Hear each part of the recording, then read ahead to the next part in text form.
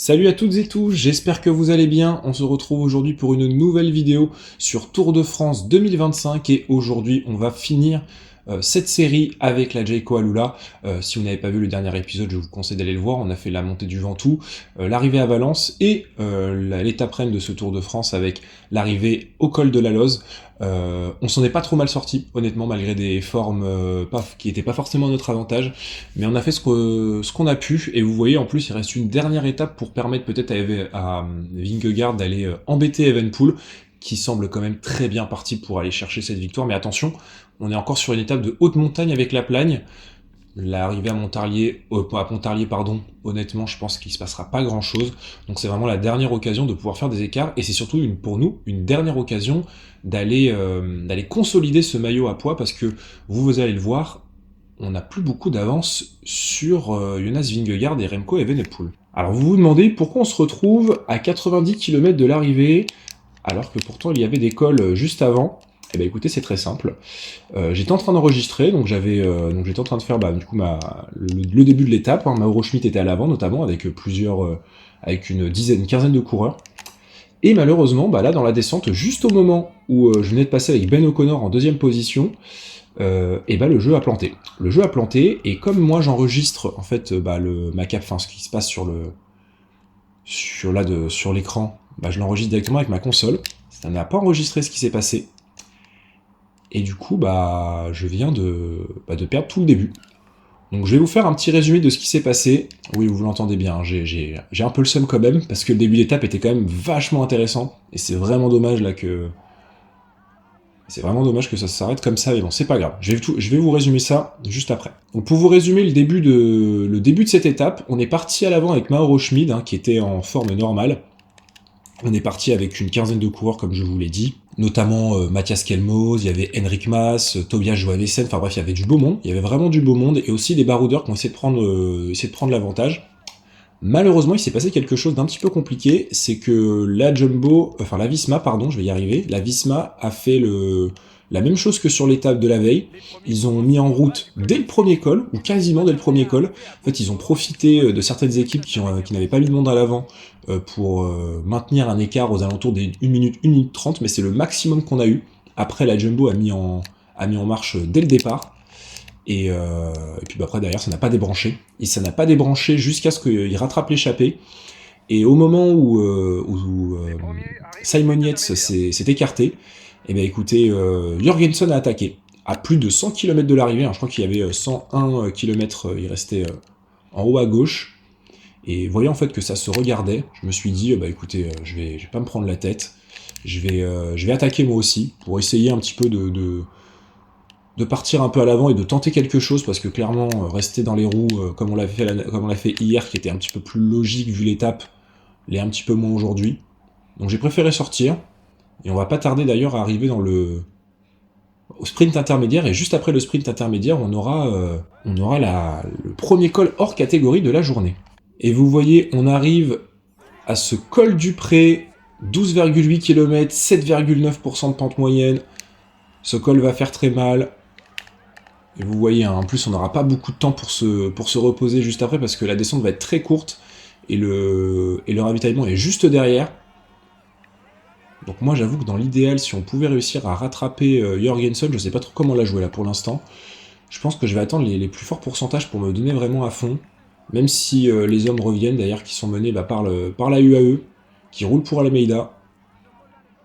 Et bien oui, parce que Vingegaard, du coup, il a aucune raison de rouler pour l'instant. Je pense qu'il va essayer d'attaquer peut-être dans la dernière ascension, mais pour lui, il n'a pas besoin d'attaquer, vu qu'il y a Jorgensen qui est à l'avant. Et ouais, j'ai l'impression que nous, on va se faire reprendre par le groupe maillot jaune. Donc je pense qu'on va les attendre, ça sert à rien là de s'épuiser. On va les attendre, et puis on va voir si on peut bouger dans les plus forts pourcentages. Et on est quasiment à 3 km du sommet de ce col du Pré, vous voyez, Jorgensen continue son marathon, et vous savez quoi, nous on va accélérer. Quitte à tomber en fringale après, c'est pas grave, on va juste accélérer, parce que Yates et Lipovic mettent un faux tempo, et honnêtement, moi ça m'arrange pas. Je sais que je suis pas en bonne forme, mais bon, c'est pas très grave, comme je l'ai dit, si on finit 7ème ou 8ème au lieu de 6ème, c'est pas très grave, dans tous les cas le top 5 n'est pas atteignable. Donc faut qu'on voilà. Et comme ça, en plus, on lâche Henrik Mas, qui était 7ème au général, juste derrière nous, à un peu plus de 5 minutes. Donc c'est parfait, si on peut continuer de mettre le tempo, et ben on va continuer, parce qu'il y a encore des équipiers. Et vous voyez, dans tous les cas, même en mettant le gros tempo à fond, vous voyez que nous, on récupère pas de temps sur Jorgensen, hein, c'est pour montrer à quel point il est vraiment fort. Ah, et attendez, il y a Roglic. Et il y a Roglic qui tente de partir, et ben vous savez quoi? Nous, on va essayer de tenter avec lui, et on va même le contrer. Allez, vous savez quoi? On va le contrer à 1 km 4 du sommet. On part avec Primoz Roglic. Et ben écoutez, il y a le 3e et le 5e du général, hein, là, qui sont partis.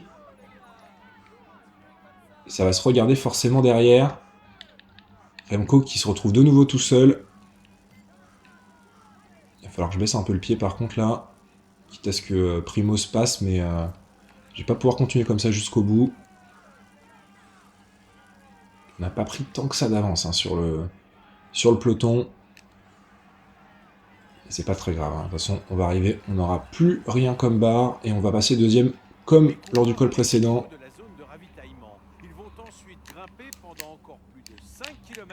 Et là on va arriver dans une petite descente bien difficile, bien étroite.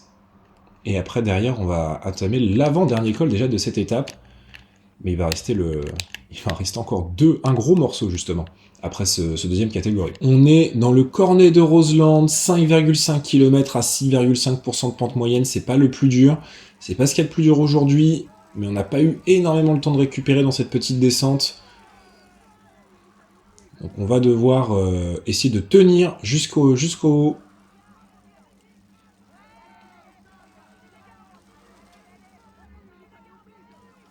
Et on va rentrer dans les 5 derniers kilomètres. 5 derniers kilomètres de cette montée. Et on va se retrouver en haut en espérant qu'on tienne le rythme. Et on va arriver là dans ce dernier kilomètre de cette montée. Et franchement, même si c'est pas la plus dure, c'est compliqué de tenir. Hein, parce que vraiment le -1 là, on le ressent. J'aurais peut-être pas dû accélérer aussi, vous me direz, sur le col précédent. Mais je voulais faire des dégâts. Et ben ça a bien marché parce que là, moi, je suis bien en difficulté. J'ai dû prendre un tout petit peu de mon gel, mais ça va quand même tenir. On va quand même essayer d'aller prendre les points dans le doute, on sait jamais. Alors, on va éviter de faire comme la dernière fois, éviter de passer en fringale. Alors, on va passer en deuxième position et prendre 3 points. Et puis maintenant c'est direction le prochain col, le dernier col de cette journée, la montée vers la Plagne. Et est-ce que vous pensez là que Remco Evenepoel va conserver son maillot par rapport à Jonas Vingegaard? Déjà que moi je pensais premier degré que lors de l'étape précédente il pouvait clairement le perdre.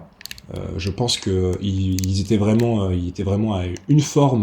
une petite forme de pouvoir le faire. Il a quand même repris, faut pas oublier qu'il a quand même repris plus de 3 minutes hier hein, sur Remco. Et on est à peu près sur une étape similaire. Hein. Alors c'est pas aussi dur entre guillemets que la Loze, mais la Plagne c'est quand même monstrueux et donc ça risque d'être compliqué pour Remco. Hein. Honnêtement, je vois pas trop comment il peut aller chercher une nouvelle victoire. Enfin, une nouvelle victoire, chercher ce maillot jaune et conserver son avance en tête du classement général. Et vous voyez, on est dans la montée vers la Plagne, 19,6 km à 6,5% de pente moyenne. À l'inverse un petit peu du col de la Loze, là on démarre direct avec des pourcentages très difficiles sur quasiment les 2 tiers là, de la montée. Et la fin sera entre guillemets un petit peu plus facile, mais en fait ça va être quasiment régulier tout le temps. Là on va être sur du entre 6 et 10% quasiment tout le temps.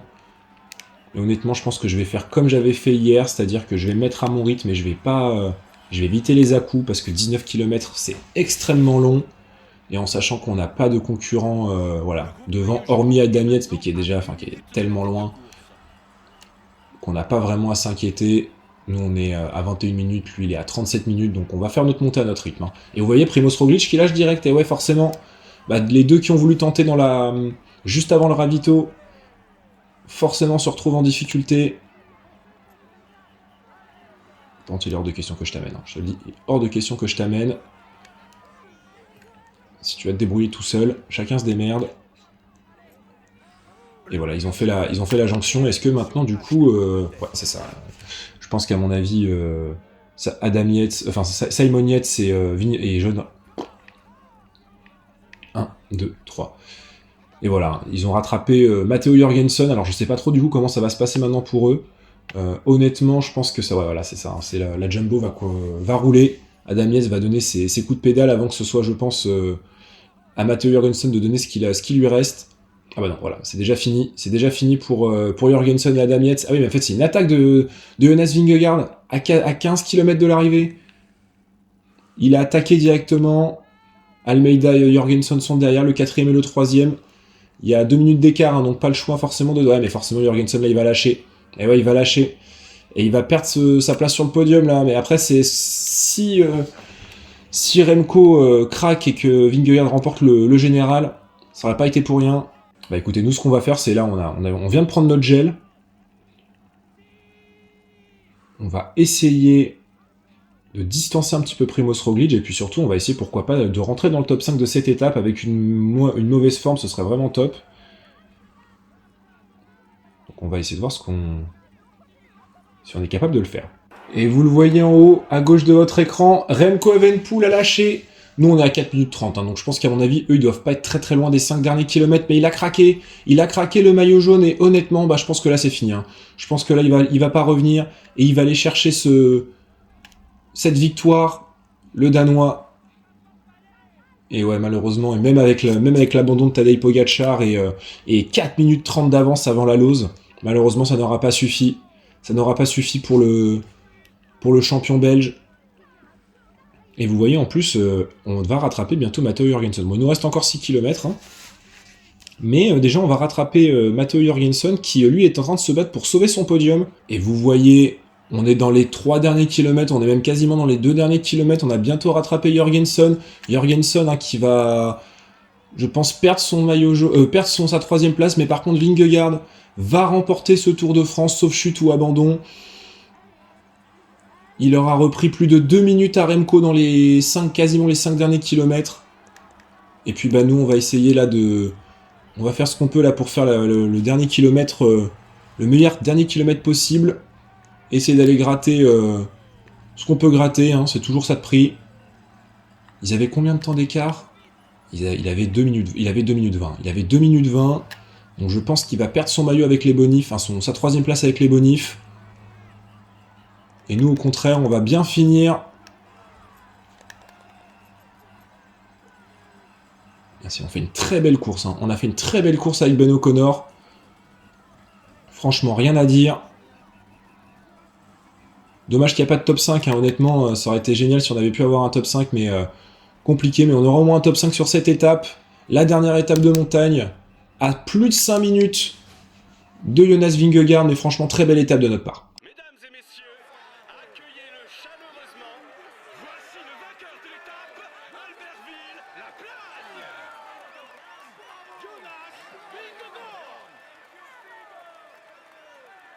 Il a su maîtriser ses adversaires pour s'imposer et lever les bras.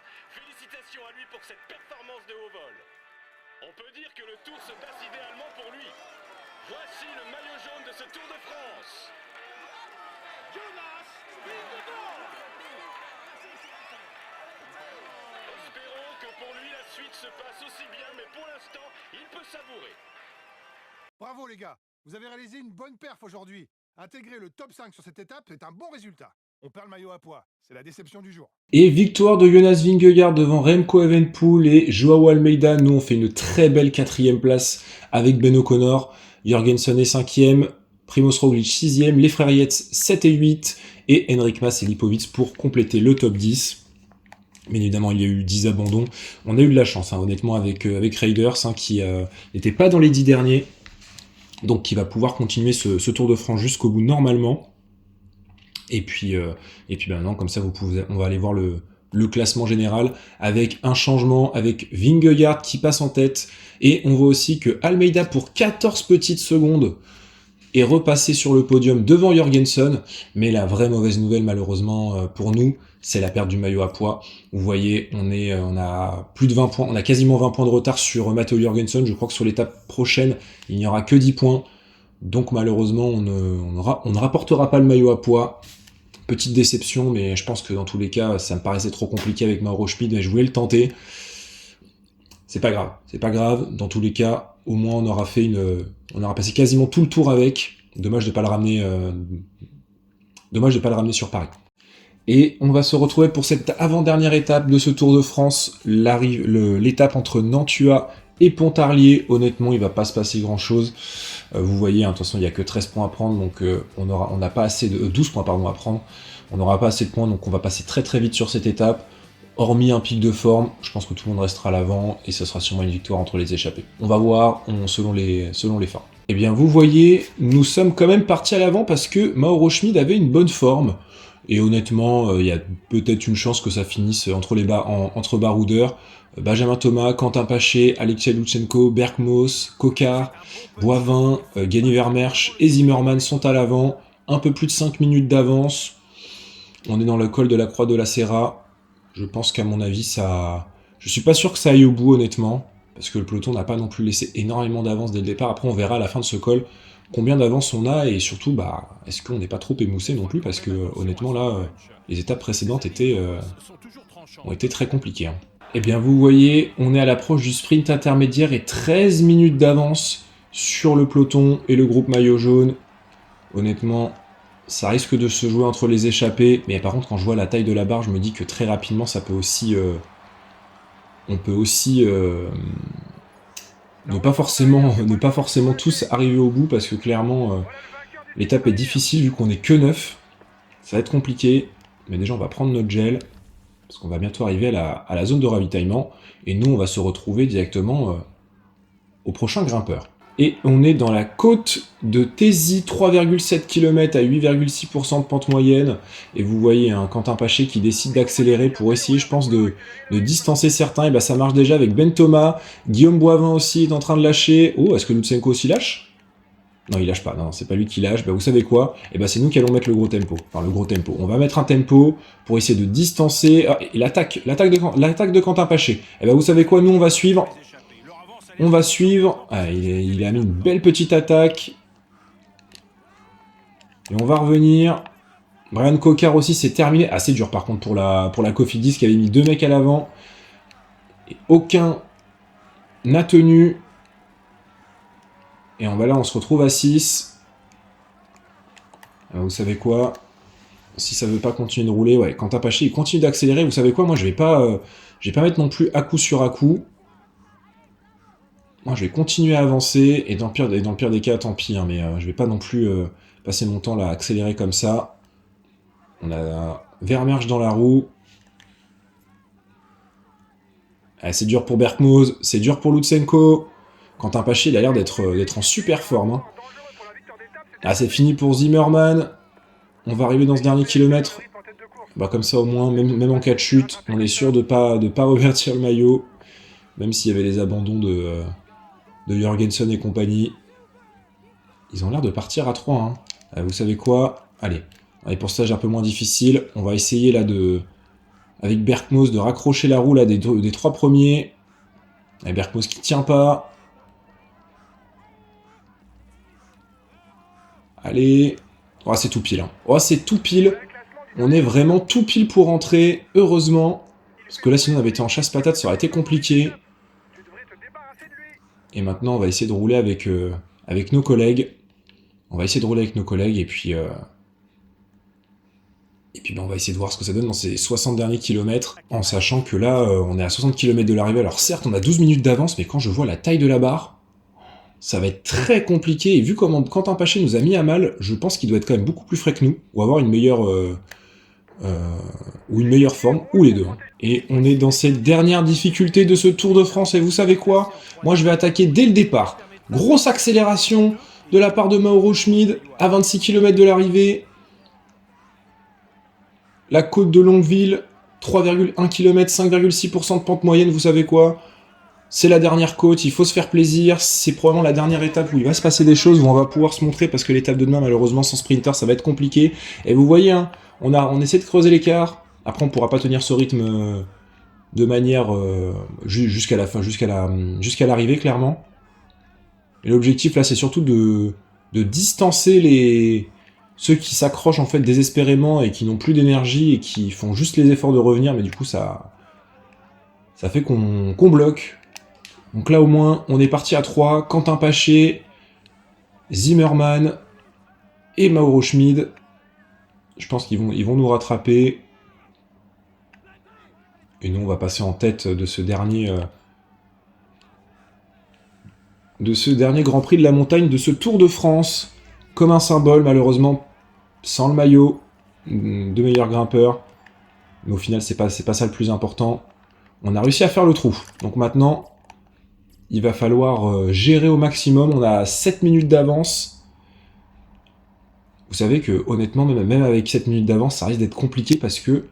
tout simplement parce que le peloton, là, eux, ils sont à 88, donc il y a quand même plus de monde pour rouler, mais ils sont pas aussi cramés. Alors je pense que je l'ai peut-être pas montré au montage, mais honnêtement, en fait, là, j'essaie de les sortir, parce qu'en fait, là, même en roulant comme ça, en fait, ils me sucent ma roue, mais bien évidemment, dès que j'essaye d'attaquer, bien évidemment, ils essayent de revenir, c'est assez frustrant, et après, derrière, ils se mettent dans ma roue. On va laisser Quentin Paché passer. On va attendre la petite montée, et je vais prendre mon gel rouge, et je vais leur mettre une énorme attaque. Allez, c'est parti. Hop là, la grosse, énorme attaque de Mauro Schmid. Et là, maintenant, on espère que là, on les a distancés pour de bon. 15 km de l'arrivée. Et là, maintenant, on va pousser pour essayer de revenir. Et là, Zimmerman, qui lui ne veut pas rouler quand je suis dans le... Quand je suis avec eux, mais par contre, dès que j'accélère, il essaye d'aller... Enfin, forcément, là, il roule pour Quentin Paché, je comprends pas. Enfin, non, les deux, même d'ailleurs, se mettent à rouler. Un petit peu agaçant, mais c'est pas grave. Vous savez quoi, nous, on va forcer. Hein. On va forcer. Ils sont à 12 secondes. Mais je pense que s'ils roulaient à 50, c'est qu'ils ont plus beaucoup d'énergie. Le peloton qui est revenu. Hein. Le peloton qui n'est plus qu'à 4 minutes. Faire attention quand même à Ben O'Connor, hein, qui se retrouve pas en fringale bêtement. On n'arrive pas à creuser l'écart. Hein. On n'arrive pas à creuser l'écart. Et en fait, moi, ça m'inquiète parce qu'ils sont même en train de revenir. Je comprends pas pourquoi Quentin Paché reste avec... Pourquoi il reste avec Zimmerman, alors que clairement, si Zimmerman arrive au sprint, je pense qu'on est moins rapide que lui. Ouais, mais ils vont revenir. Ah, Quentin Paché qui lâche. Et voilà, c'est pour ça en fait qu'il a pas attaqué. C'est parce qu'il peut pas. Il peut pas. Et le seul qui peut entre guillemets revenir, bah, c'est Zimmerman. Et on va devoir le laisser revenir parce que malheureusement, on n'a plus d'énergie. Ah bah non, on va même pas le laisser revenir parce que je crois que... Ah bah si, on va pas avoir le choix. On va pas avoir le choix. Ouh là là, alors, ouais, Evenpool qui attaque, Roglic qui attaque, donc c'est pas vraiment mon dos, honnêtement. On va juste lui demander de prendre son gel. Moi, j'ai envie de me concentrer sur la victoire d'étape. Mais là, ça va être compliqué, hein, parce que je pense que même si Mauro Schmid a une bonne vitesse de pointe, face à Zimmerman, je pense qu'on fait pas le poids, et on va rentrer dans ces lignes à kilomètre, mais regardez, on n'a plus rien, on n'a plus de barre, et Zimmerman va rentrer sur nous, et Remco, hein, qui tente, hein, ses dernières forces. Oh, l'attaque! Et l'attaque de Zimmerman, ouais mais là moi je vais pas pouvoir attaquer. Hein. Moi là honnêtement je vais pas pouvoir le suivre. Et j'ai l'impression que bah, c'était lui le plus fort. Je pensais pas du tout, hein. Pourtant il s'est fait distancer plus d'une fois, mais finalement en fait c'était lui vraiment le plus fort. On va voir si on va revenir, mais j'ai pas l'impression. Hein. J'ai vraiment pas l'impression. Et on va bientôt rentrer dans ces 5 derniers kilomètres. On va rester dans la roue de Quentin Paché. Pour essayer de récupérer le maximum d'énergie. 16 secondes, je pense que dans tous les cas, je pense qu'ils ont fait le trou. Hein. Honnêtement, je pense qu'ils ont fait le trou. Et allez, 15 secondes, 14. J'essaie de mettre un petit coup d'accélérateur pour essayer de... Essayer de faire le nécessaire là, mais c'est compliqué. Honnêtement, c'est compliqué. Je pense qu'à mon avis, Zimmerman, il va s'imposer. 2 km 7 à parcourir. Pendant que les favoris sont en train de se mettre des attaques dans tous les sens. Mais on va quand même se disputer la victoire. Enfin non, la victoire, non, je pense pas. Je pense que malheureusement, ça va être pour une deuxième place, quoique. Il est à 13 secondes, il est juste devant. Il est juste devant. Mais j'ai quand même envie d'aller. On va essayer quand même de le rattraper. Allez. Quitte à faire l'effort, on s'en fout. Hein, qu'on fasse deuxième ou troisième, on s'en fout. Ah ouais, non. Ça va être une victoire de... Oh, ça va être une victoire de Quentin Paché. Et non, c'est Zimmerman. C'est Zimmerman qui s'impose logiquement devant Quentin Paché et devant Mauro Schmid. Et puis bah écoutez, bah, Almeida qui va conforter sa 3ème place, hein, avec l'attaque de Jonas Vingegaard, bon pas très utile, hein, mais bon, hein, hormis pour se dégourdir les jambes, mais en tout cas on va finir avec le groupe des favoris. C'est le plus important finalement. Et puis après on va pouvoir aller sur Paris pour pouvoir finir ce tour. Et puis voilà, on va aller attaquer histoire de finir dans le top 10. Et voilà. Voilà, une belle étape. Bon, malheureusement, il n'y a pas la victoire au bout, mais on aura quand même pu s'amuser sur cette dernière étape du Tour de France. Donc on va... Enfin, avant l'étape, bien sûr, des Champs-Élysées, donc on peut être content. Il est tout sourire au moment de monter sur le podium. Applaudissez-le. Voici le vainqueur de l'étape, Nantchouard Pontarlier.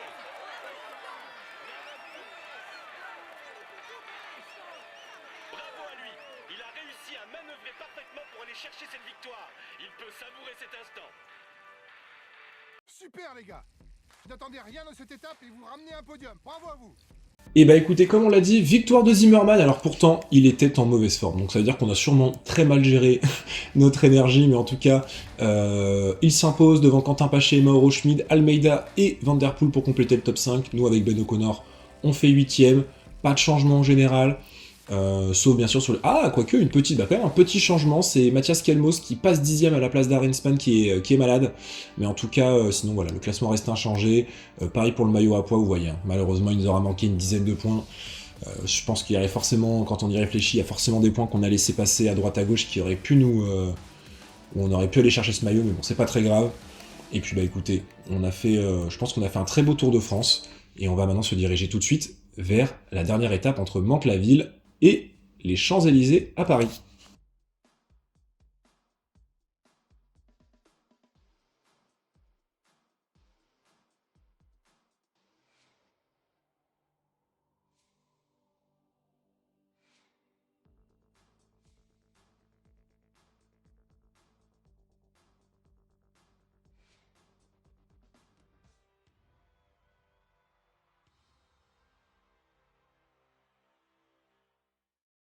Et on va être parti pour cette dernière étape. Honnêtement, bah, on n'aura pas grand chose à jouer, donc je vais pas vous dire grand chose. On va juste essayer de faire le bilan de cette première série sur la chaîne. Et puis bah, on va se retrouver du coup tout de suite dans le final. Et on va être parti pour cette dernière étape de ce Tour de France. J'espère en tout cas que vous aurez vraiment apprécié. Moi en tout cas j'ai passé vraiment un bon moment. C'est la première fois que je fais ce genre de vidéo. Je m'étais dit pourquoi pas me lancer sur YouTube en tentant de faire un petit peu quelque chose que j'ai pas l'habitude de faire, de faire un peu de montage et puis commenter sur tout ce que je fais. Ça permet de trouver un autre intérêt à jouer. J'aurais pu le faire lors de la sortie du jeu, mais à ce moment-là, j'avais pas forcément la volonté.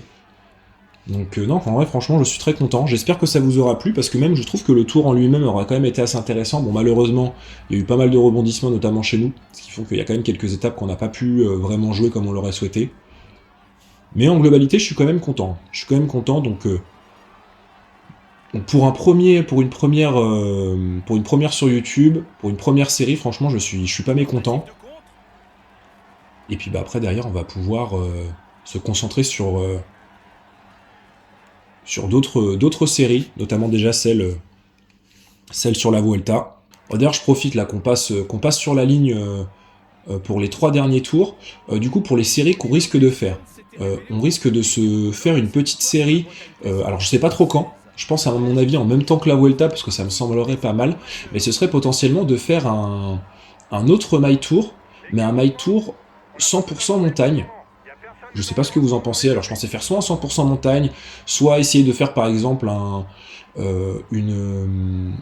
tour par exemple 100% pavé, avec que les étapes qui sont en mont pavé, parce que j'avais aussi une idée de faire un Tour de France moins de 23 ans, mais honnêtement, en sachant que là je viens de sortir d'un Tour de France avec la Jayco, je suis pas forcément motivé à tout de suite repartir sur un autre Tour de France, mais ce sera peut-être une vidéo que je ferai en fin d'année. Et dites-moi aussi, hein, si jamais vous voyez cette vidéo et que vous avez des idées, bah déjà n'hésitez pas à les mettre en commentaire. Mais surtout, moi, comme autre idée que j'avais, c'était potentiellement de pouvoir renommer dans une base de données le nom des équipes, enfin le nom des joueurs, pardon, et pourquoi pas de faire une sorte enfin pas de My Tour, mais plutôt de Pro Leader ou de Pro Team, mais avec les équipes qui seront en 2026. Le problème, c'est que là, on est qu'au début du mercato, donc est-ce que c'est une bonne idée? Je ne sais pas.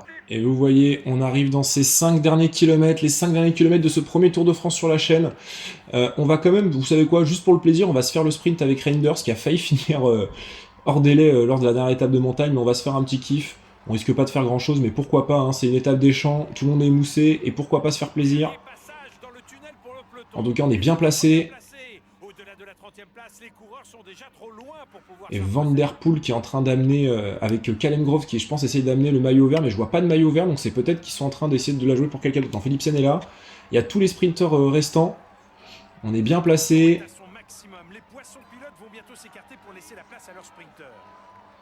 Allez, ça va être parti. 1 km 3. Allez, c'est parti.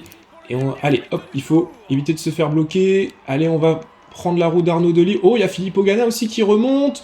On va essayer de dépasser Filippo Ganna. Est-ce qu'on peut aller chercher? Et on va aller chercher cette victoire. Incroyable! Exceptionnel, on a été chercher la victoire avec Reinders, le néerlandais. 69,7 de général et il a été remporter cette victoire. Incroyable, je sais pas ce qu'ils ont fait les autres, on va aller regarder ça tout de suite au ralenti. Mais vous voyez, on a déboîté. J'ai vu la roue de Filippo Ganna, je l'ai prise. Vous voyez Milan qui est là. Ah, je comprends pas. Ils avaient tous plus d'énergie. Et nous, on est venu s'imposer sur la ligne. Incroyable. Mesdames et messieurs, accueillez-le chaleureusement. Voici le vainqueur de l'étape des Champs-Élysées.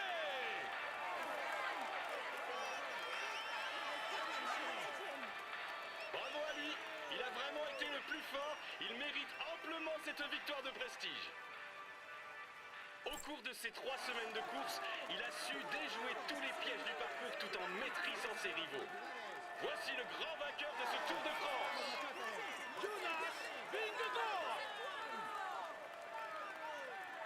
Il peut enfin savourer cette grande victoire aujourd'hui. On l'applaudit bien fort, il rentre dans l'histoire du cyclisme. Régulier tout au long de ce tour, il a réussi à marquer suffisamment de points pour dominer ses adversaires. Voici le meilleur sprinter de cette année. Jasper Philipsen. Vous pouvez le féliciter, c'est amplement mérité. Toujours présent aux avant-postes, on peut dire qu'il a marqué la course de son empreinte et que ce maillot à pois n'est qu'une juste récompense de tous les efforts qu'il a fournis. Nous accueillons maintenant le meilleur grimpeur de cette édition.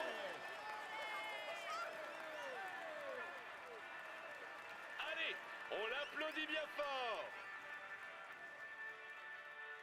Avec ce maillot sur les épaules, nul doute que nous devrions le voir jouer les premiers rôles pendant quelques années encore. Veuillez accueillir chaleureusement le maillot blanc de ce tour. Applaudissez-le comme il le mérite.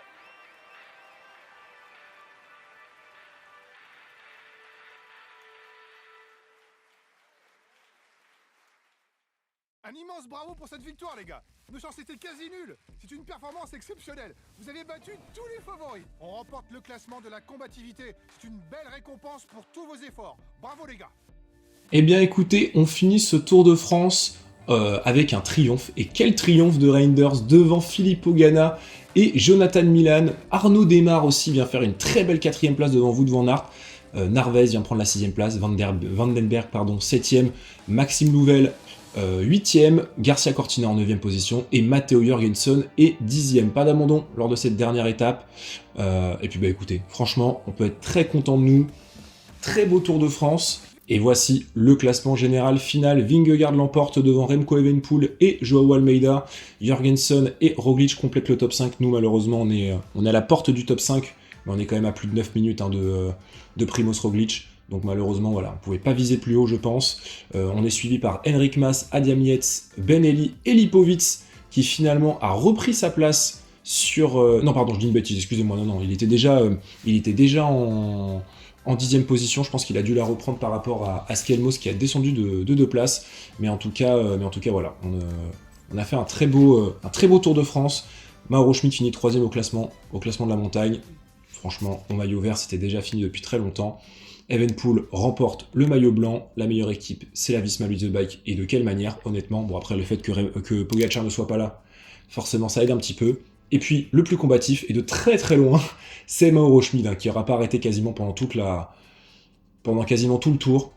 Donc on peut être content. Eh bien écoutez, c'est terminé pour cette première série sur la chaîne, j'espère qu'elle vous aura plu. Honnêtement, moi j'ai pris un énorme plaisir, que ce soit à jouer, à tourner, à monter. Ça a été vraiment super cool pour moi, une première belle expérience. Donc j'espère que je vous aurai transmis aussi ce plaisir, le plaisir que j'ai pris.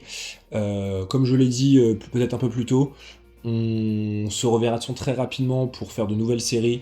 Il y aura peut-être une série, comme je le disais, 100% pavé, 100% montagne. On va essayer de se faire des petits trucs, peut-être un Tour de France moins de 23 ans. En tout cas, voilà, je vais essayer de sortir le maximum de vidéos possible. Peut-être pas tous les jours, tous les 2-3 jours, comme je l'ai dit. On va essayer de sortir à peu près 3-4 vidéos par semaine. Je pense que ça me paraît pas mal.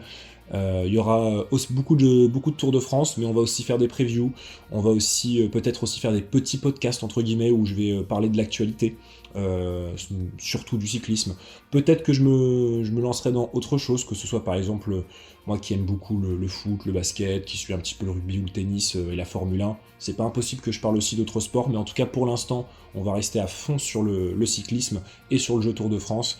Et dans tous les cas, dès qu'il y aura un petit peu de nouveau, vous le verrez tout de suite sur la chaîne, donc n'hésitez pas aussi à activer la cloche de notification si vous souhaitez être tenu au courant rapidement des prochaines sorties. Et puis moi je vous laisse sur ces belles paroles. Merci encore à tous, prenez soin de vous, c'est le plus important, et on se retrouve très très vite pour un épisode de la Volta et pour une nouvelle série. Ciao ciao.